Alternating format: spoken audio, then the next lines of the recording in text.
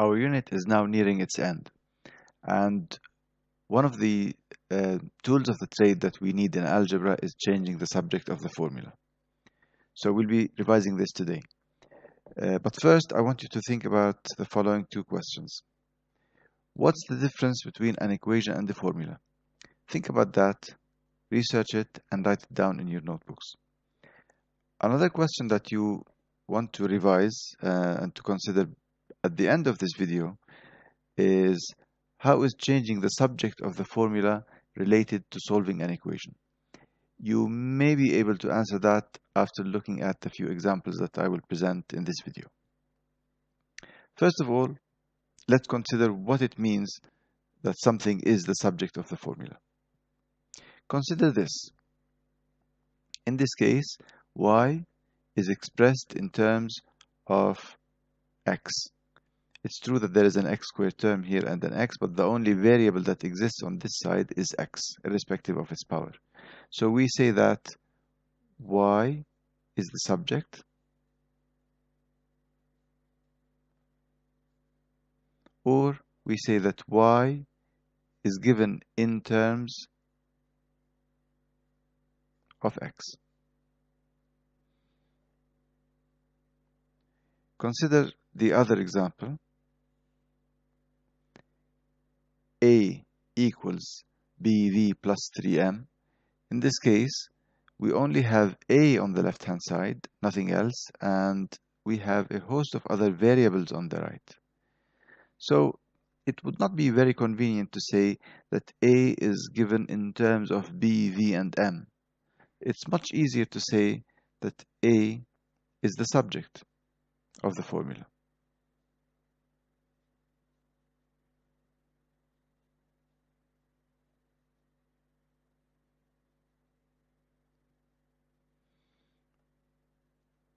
In this case, we have 3s equal to t squared minus 60. It's true that there is only one variable on this side and only s on this side, but still, because of this 3, we cannot say that s is the subject of the formula. 3s is, however, but it's unusual to say that 3s, or to put an equation in this form, that 3s is the subject of the formula. So if we want s to be the subject of the formula, we will have to divide both sides by 3.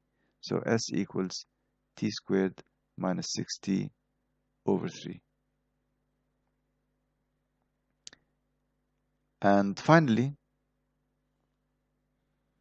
in this case, even though m is on the left-hand side and there's nothing else, it is still not the subject of the formula because of the existence of this m. So in this case, this formula would need to be processed before we can make m the subject of it.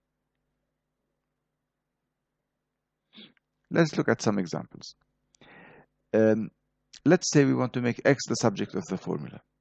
And before we start, let me point out that there are no hard and fast rules. You will need to use all your skills in algebra in order to make something the subject of the formula, depending on the situation. So in this case, if we want to make x the subject, that means that we want to isolate x alone on one side. And from solving equations, we know that we can rearrange something like that. If we move the x to the left-hand side, i.e. subtract x from both sides, this gives us 2x. And if we subtract n from both sides, which appear as n being moved to the other side, we'll end up with m minus n. But x is still not the subject. We have to divide by 2, so x equals m minus n divided by 2. So x is now the subject of the formula. Another example. In this case, where we have a fraction equal to a fraction, and this is a very important comment regarding shortcuts. Let's consider the case when we want to make a the subject of the formula. If we multiply both sides by b, we will end up with a equals, if we multiply this by b, the b will cancel with the b, and you'll end up with bc over d. If we want to make c the subject of the formula, then we multiply both sides by d. D will cancel with d. We'll end up with c equals ad over b. If we want to make b the subject of the formula, well, let's take the reciprocal of both sides first. It gives us b over a equals d over c, which leads to, if you multiply both sides by a now, b equals ad over c. And if we want to make d the subject of the formula, then we again take the reciprocal of both sides as we have done here. And starting from here, we multiply both sides by c to get d equals bc over a. And if you look at those four answers, it's as if we are doing the following. If we want to make a the subject, it's as if we are taking our b and moving it here.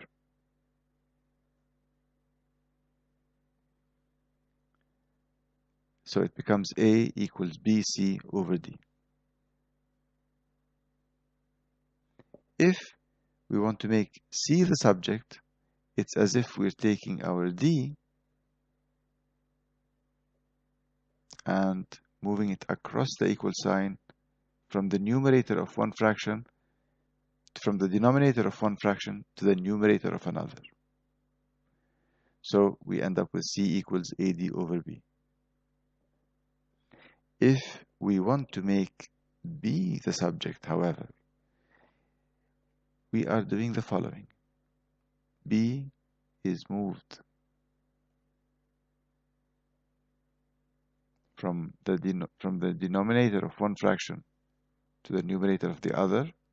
So it is now in the numerator. It can become the subject of the formula. But it has a c and a d on the same side. We can move our d from the denominator to the numerator, and we can move our c from the numerator of this fraction to the denominator of the other.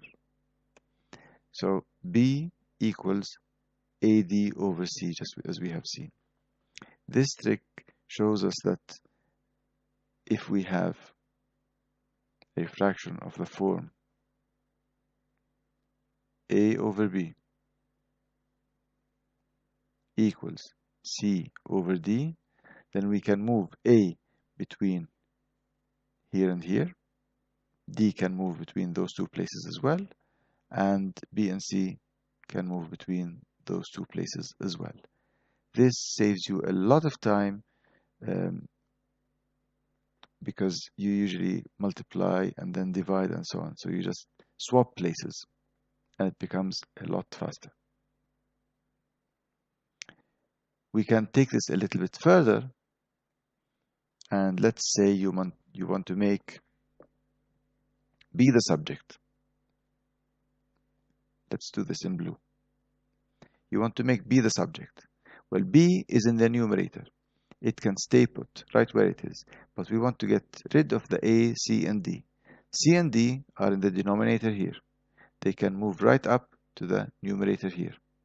A is in the numerator here. It can move right across to the denominator. So immediately b equals c d w x divided by a y z. Now this is easy enough, but what if we want to make y the subject? Let's do this in brown. The problem is that y is in the denominator and it cannot become the subject of the formula unless it is in the numerator. So y has to move across here. So let's say y equals. Now we don't want anything next to it. So the AB will have to go down. So we have A, B, and Z. We don't want the C and D here. They have to move across to the numerator of this fraction. So we have C, D, W, X, and so on. It's an easy game of swapping places, but remember, this will only work if you have one fraction equal to one fraction.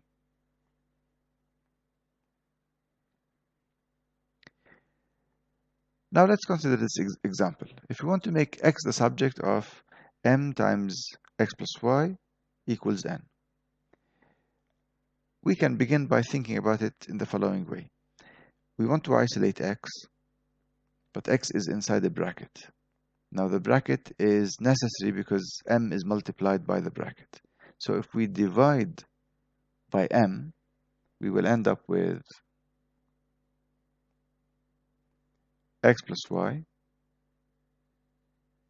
equals n over m. And it's obvious now that you need to subtract y from both sides, so you get x equals n over m minus y. Someone else might think in a different way.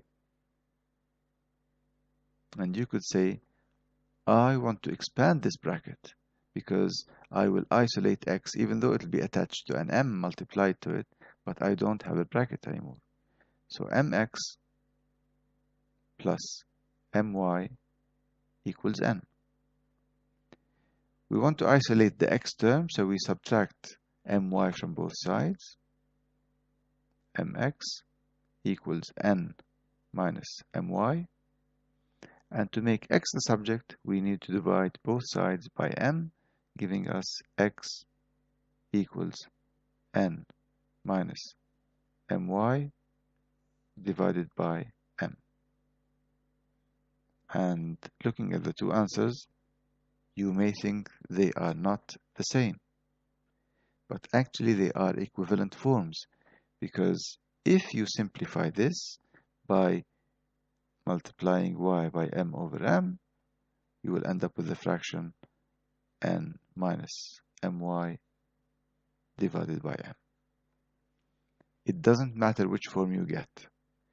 But you see, in this example, we had an option of which way to solve it. And you have to think about those options all the time. Which is a better option? Which suits you best? Another example is this. xy equals 7n minus ax, and we want to make x the subject. We need to collect the x terms on one side. So xy plus ax equals 7n. And I have a problem because I have two x terms and they cannot be added together as in the previous example. So what can I do now? How can I isolate an x? And the answer is by taking x as a common factor in this case. So x times y plus a equals 7n. And how do you make x the subject? You divide by whatever is multiplied by x on this side. So dividing both sides by y plus a gives you x equals 7n divided by y plus a. So in this case, we had to factorize, and in the previous example, we had a choice of expanding. So it depends on the problem. There's no hard and fast rule. In this case, the x terms on the left and on the right are on the square roots. So in order to get them out of the square roots, we have to square both sides. But remember, this 2 is multiplied by this square root. And if you square this side, then you are squaring a product. And the index, which is the 2 with the squaring, is distributed over the two factors. So when you square, you'll end up with 4 times x plus b equals 9 times cx plus d, because squaring something under the square root will give you that thing. Again, I have no choice but to expand because I want to collect the x terms on one side and they are currently on two sides. So 4x plus 4b equals 9cx plus 9d. Collect the x terms on one side and the other terms on the other, gives you 4x minus 9cx equals 9d minus 4b, and we have to take x as a common factor to isolate it. So x times 4 minus 9c equals 9d minus 4b, and finally x equals 9d minus 4b divided by 4 minus 9c. Quite a handful. We've used the principles of indices here. We expanded. We collected like terms. We took a common factor and we divided both sides of the equation by the coefficient of x. Quite a handful.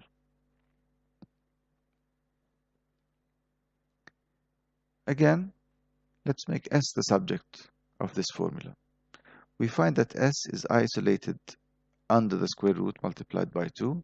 So let's move away the m and the n. Because this side is divided by m, multiplying both sides by m will give you 3n plus root 2s equals mv. Next, you're expected to subtract 3n from both sides to further isolate the s term. So you have the square root of 2s equals mv minus 3n. We need to square both sides now. So 2s is equal to, you square the entire side. So mv minus 3n all squared. And remember, the square here cannot be distributed over what's in the bracket. There is a minus sign here. You cannot distribute the power over addition and subtraction. That leads you to s equals, well, you have two ways of writing it. You may decide to write it as mv minus 3n all squared divided by 2. But if you don't like the long fraction line, you can write it as 1/2 of mv minus 3n all squared. So the basic idea of this lesson is that you need to think about what is the best route to make whatever you need to make as the subject of the formula.